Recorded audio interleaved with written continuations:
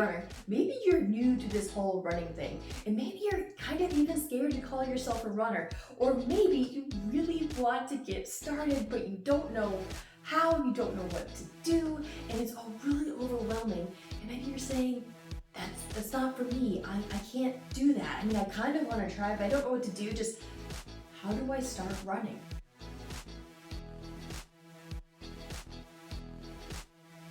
Hey Running fam, my name is Marie Witt. I am a practicing physical therapist and Dr. Whitfit on Instagram. And today, let's talk about how does someone start running? Okay, if you want the brutally honest answer, you just start. You just do it. Hopefully you go get some really good running shoes so you can avoid some injuries. But if you don't have those, if you just have a pair of tennis shoes that are not ancient, they're not 10 years old, and they're not falling apart, wink, wink, nudge, nudge, you put those on and you go around the block. Maybe you do it 2 times. Maybe you go up and down your street. Or maybe if you're kind of embarrassed to start running, you find a trail at a park. It doesn't have to be a paved trail, it can be. And you just go. You just start. But let me give you some more concrete tips. The absolute one thing you must do to start running is you can't give up on yourself. Were you expecting that? I don't know. Because here's the truth. There is no magical running fairy that comes and says, yes, you are now a runner. And I don't want you to get stuck in the trap of, I'm not a runner until I do this distance or this race, or I'm not a runner if I run a 12-minute mile. That is garbage.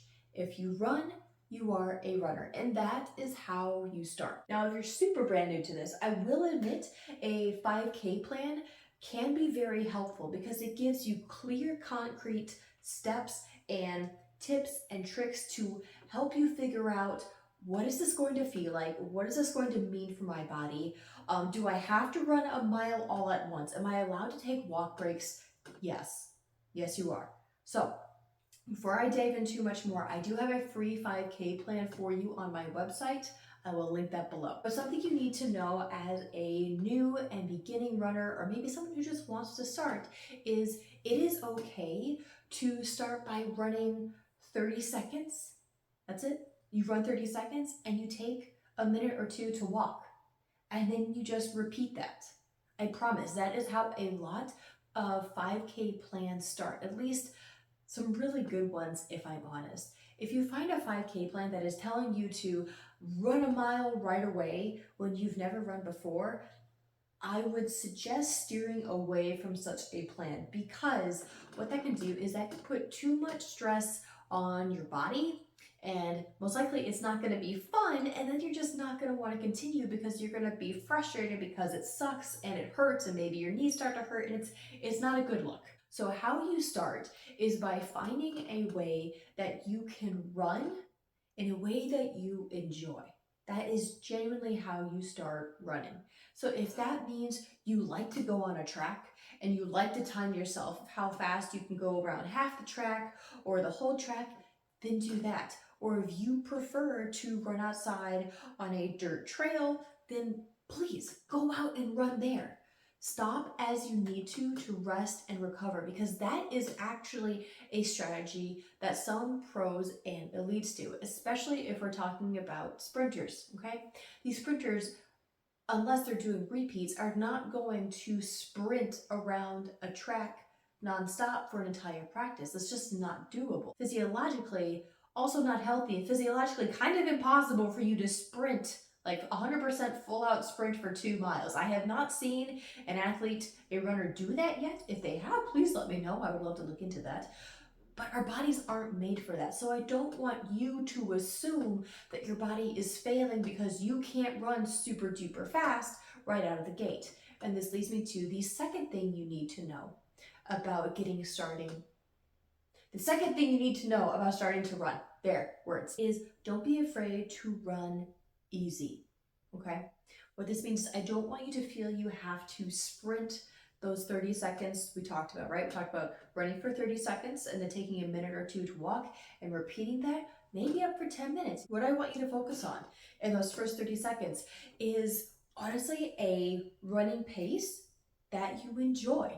And it is okay if that's slow. A lot of times that can look like a pace which you could still hold a conversation with someone, right? So, I mean, if you want to call someone on the phone, it might be a little hard for them to hear you, but I would suggest grabbing a running buddy. That way, the two of you are accountable, and that way you can actually see that the two of you are able to have a conversation while you're running. If you find that you're getting a little too out of breath, take a break. I know your 30 seconds isn't up yet, but breathe, take a break, assess assess how fast you were going. Maybe you need to back it off a notch. That's all right. The point is, I don't want this to be super complicated for you. Running should be something that you enjoy. It should not be used as a punishment. And that's why a 5K plan can be very helpful, because it allows you to cross the days off the calendar. It allows you to not only see your progress, but you finish maybe the first week and you go to the second and you go out there and you're like, wow, I can actually feel my progress. And that is exciting.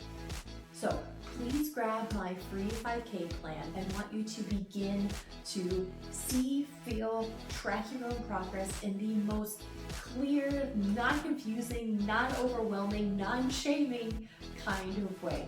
And if you have questions about it, please just drop them down in the comments below.